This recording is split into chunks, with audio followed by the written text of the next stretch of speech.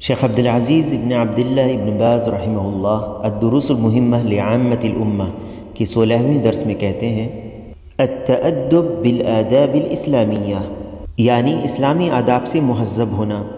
شیخ رحمہ اللہ کہتے ہیں الدرس السادس عشر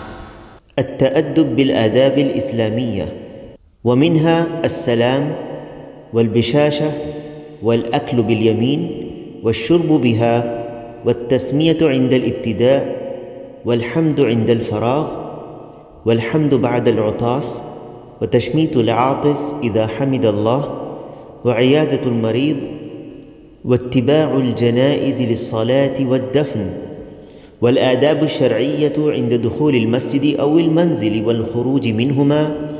وعند السفر ومع الوالدين والأقارب والجيران والكبار والصغار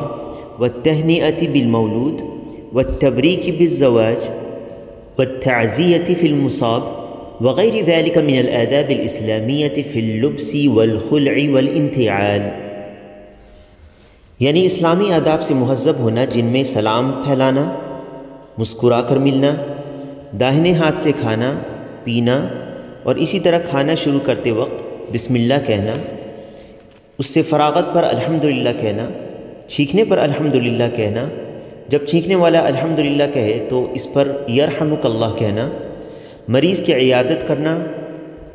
جنازے کے پیچھے چلنا، اس پر صلاۃ الجنازہ ادا کرنے کے لیے اور اسے دفن کرنے کے لیے جانا، مسجد اور گھر میں داخل ہونے اور اس سے نکلنے کے شرعی آداب کا خیال رکھنا، سفر کے شرعی آداب، والدین کے ساتھ آداب، قرابت داروں کے ساتھ، پڑوسیوں کے ساتھ، بڑے اور چھوٹوں کے ساتھ شرعی آداب کا خیال رکھنا، نو مولود بچے کی مبارکباد دینا، شادی کے موقع پر تبریک یعنی برکت کی دعا دینا، مصیبت میں تعزیت کرنا وغیرہ اسلامی آداب کا خیال رکھنا ہے۔ اسی طرح لباس پہننے، اتارنے اور جوتیوں کو پہننے کے شرعی آداب کو ملحوظ خاطر رکھنا۔ شیخ رحمہ اللہ نے جن آداب کو ذکر کیا ہے ان میں سے اکثر آداب کو ہم الآداب العشرہ کے درس میں پڑھ چکے ہیں،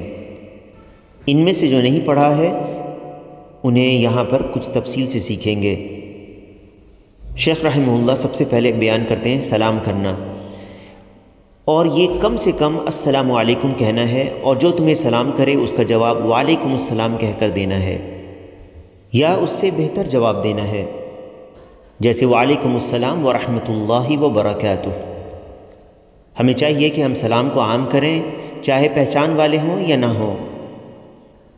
اسی طرح مسکرا کر ملنا، رسول اللہ صلی اللہ علیہ وسلم کا ارشاد ہے تبسمک فی وجہ اخیک صدقہ، یعنی اپنے بھائی کے سامنے تمہارا مسکرانا صدقہ ہے،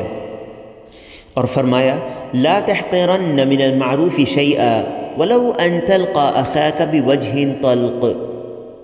یعنی کسی بھی اچھے کام کو ہرگز حقیر مت جانو، خواہ تمہارا اپنے بھائی کے ساتھ خوش باش چہرے کے ساتھ ملنا ہی کیوں نہ ہو۔ اسے مسلم نے روایت کیا ہے۔ اسی طرح اپنے داہنے ہاتھ سے کھانا پینا، کھانا شروع کرتے وقت بسم اللہ کہنا، کھانے کے بعد الحمدللہ کہنا، چھینکنے پر الحمدللہ کہنا، جب چھینکنے والا الحمدللہ کہے تو اس پر یرحمک اللہ کہنا۔ اسی طرح مریض کی عیادت کرنا، یہ مریض کا حق ہے کہ جب وہ بیمار ہو تو اس کی عیادت کی جائے، اس کو تسلی دلائی جائے اور اس کے لیے شفا یابی کی دعا کی جائے، جیسے یہ کہا جائے لا بأس طہور انشاءاللہ، یعنی کوئی بات نہیں، اللہ نے چاہا تو یہ بیماری گناہوں سے پاکیزگی کا باعث ہے۔ اسی طرح رسول اللہ صلی اللہ علیہ وسلم عیادت کے دوران مریض پر یہ دعا پڑھتے اذهب البأس رب الناس واشف انت الشافی لا شفاء الا شفاؤک شفاء لا یغادر سقما، یعنی لوگوں کے رب بیماری دور لے جا اور شفا یاب فرما دے، تو ہی شفا دینے والا ہے، تیری شفا کے بغیر کوئی شفا نہیں ہے، ایسی شفا دے کہ کوئی بیماری باقی نہ چھوڑے۔ اسے مسلم نے روایت کیا ہے۔ ابن عباس رضی اللہ عنہما سے روایت ہے کہ نبی کریم صلی اللہ علیہ وسلم نے فرمایا اگر کوئی شخص کسی مریض کی عیادت کے لیے جائے اور مریض کا آخری وقت ابھی نہ آیا ہو تو عیادت کرنے والا 7 بار کہے اسأل اللہ العظیم رب العرش العظیم ان یشفیک، یعنی میں عظمت والے اور عرش عظیم والے رب سے سوال کرتا ہوں کہ تجھے شفا یاب فرمائے۔ نبی صلی اللہ علیہ وسلم نے کہا کہ تو اللہ تعالیٰ اسے اس مرض سے شفا یابی عطا فرما دے گا۔ اسے احمد اور ترمذی نے روایت کیا ہے اور علامہ البانی نے صحیح قرار دیا ہے۔ اسی طرح مریض سے اچھے کلمات کہے جائیں۔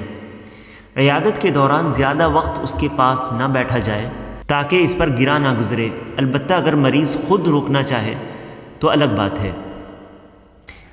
اسی طرح والدین، قرابت داروں اور پڑوسیوں کے ساتھ اچھے ادب و احترام سے پیش آنا۔ ان میں والدین کے حقوق سب سے زیادہ ہیں، اور والدین میں ماں کا۔ اللہ تعالیٰ کا فرمان ہے وَاعْبُدُوا اللَّهَ وَلَا تُشْرِكُوا بِهِ شَيْئًا وَبِالْوَالِدَيْنِ إِحْسَانًا وَبِذِي الْقُرْبَى وَالْيَتَامَى وَالْمَسَاكِينِ وَالْجَارِ ذِي الْقُرْبَى وَالْجَارِ الْجُنُبِ وَالصَّاحِبِ بِالْجَنبِ وَابْنِ السَّبِيلِ وَمَا مَلَكَتْ أَيْمَانُكُمْ إِنَّ اللَّهَ لَا يُحِبُّ مَنْ كَانَ مُخْتَالًا فَخُورًا۔ یعنی اللہ کی عبادت کرو اور اس کے ساتھ کسی کو شریک نہ کرو، اور ماں باپ کے ساتھ سلوک و احسان کرو، اور رشتہ داروں سے اور یتیموں اور مسکینوں سے اور قرابت دار پڑوسی سے اور اجنبی پڑوسی سے اور پہلو کے ساتھی یعنی ہم نشیں یا سفر کے ساتھی سے، اور راہ کے مسافر سے، اور ان سے جن کے مالک تمہارے ہاتھ ہیں، یعنی جیسے لونڈی، غلام یا نوکر چاکر۔ یقیناً اللہ تکبر کرنے والے اور شیخی خوروں کو پسند نہیں کرتا۔ اسی طرح جنازے کے پیچھے چلنا،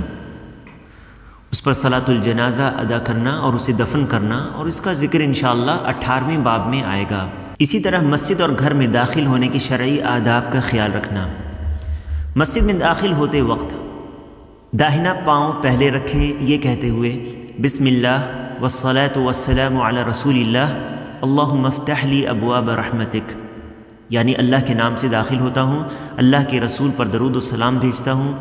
اے اللہ تو میرے لیے اپنی رحمت کے دروازے کھول دے۔ جب مسجد سے باہر نکلیں تو بایاں پاؤں پہلے نکالیں اور کہیں اللہم انی اسألک من فضلک،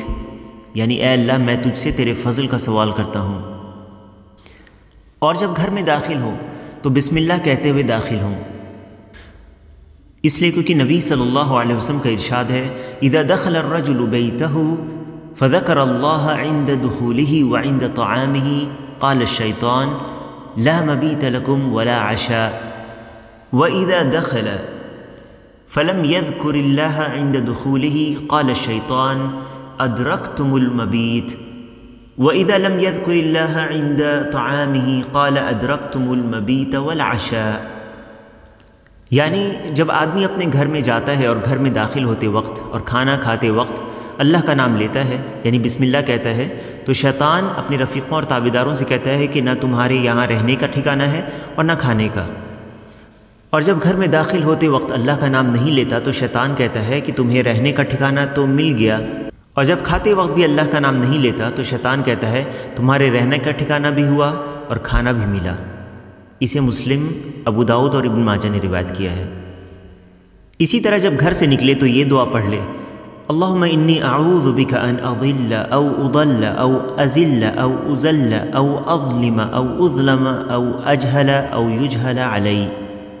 یعنی اے اللہ میں پناہ مانگتا ہوں اس بات سے کہ میں گمراہ کروں یا گمراہ کیا جاؤں، میں خود پھسلوں یا پھسلا دیا جاؤں، میں خود ظلم کر دوں یا کسی کے ظلم کا شکار بنا دیا جاؤں، میں خود جہالت کروں یا مجھ سے جہالت کی جائے۔ اسے احمد نے روایت کیا ہے اور علامہ البانی نے صحیح قرار دیا ہے۔ اسی طرح سفر کے شرعی آداب کا خیال رکھنا۔ سفر کے آداب ہیں جیسے سواری پر سوار ہونے کے آداب، جس میں سواری پر سوار ہونے کے بعد سفر کی دعا پڑھنا ہے، اور وہ یہ ہے کہ پہلے 3 مرتبہ اللہ اکبر کہے، پھر پڑھے سبحان الذی سخر لنا هذا وما كنا له مقرنین وإنا إلى ربنا لمنقلبون اللهم إنا نسألك في سفرنا هذا البر والتقوى ومن العمل ما ترضى اللهم هون علينا سفرنا هذا واطو عنا بعده اللهم أنت الصاحب في السفر والخليفة في الأهل اللهم إني أعوذ بك من وعثاء السفر وكآبة المنظر وسوء المنقلب في المال والأهل، یعنی پاک ہے وہ ذات جس نے اس سواری کو ہمارے تابع کر دیا حالانکہ ہمیں اسے قابو کرنے کی طاقت نہ تھی، اور بالیقین ہم اپنے رب کی طرف لوٹ کر جانے والے ہیں۔ اے اللہ ہم تجھ سے اپنے اس سفر میں نیکی اور تقوی کا سوال کرتے ہیں، یعنی پرہیزگاری مانگتے ہیں اور ایسے کام کا سوال کرتے ہیں جسے تو پسند کرے۔ اے اللہ ہم پر اس سفر کو آسان کر دے اور اس کی مسافت کو ہم پر تھوڑا کر دے۔ اے اللہ تو ہی سفر میں رفیق، سفر اور گھر میں نگراں ہے۔ اے اللہ میں تجھ سے سفر کی تکلیفوں اور رنج و غم سے اور اپنے مال اور گھر والوں میں برے حال میں لوٹ کر آنے سے تیری پناہ مانگتا ہوں۔ اسے مسلم نے روایت کیا ہے۔ جب سفر سے لوٹے تو بھی ایسے ہی کرے، مگر اس میں ایک دعا اور پڑھے، آئبون تائبون عابدون ساجدون لربنا حامدون، یعنی ہم لوٹنے والے ہیں، توبہ کرنے والے، خاص اپنے رب کی عبادت کرنے والے اور اسی کی تعریف کرنے والے ہیں۔ اسی طرح شادی کے موقع پر برکت کی دعا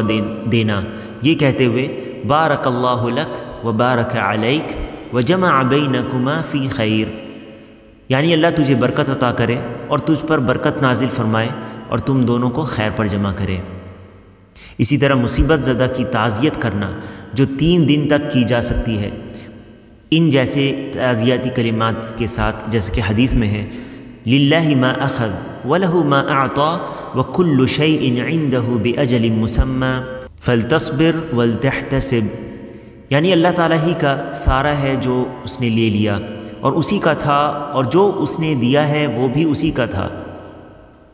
اور ہر چیز اس کی بارگاہ سے وقت مقررہ پر ہی واقع ہوتی ہے، اس لیے صبر کرو اور اللہ سے ثواب کی امید رکھو۔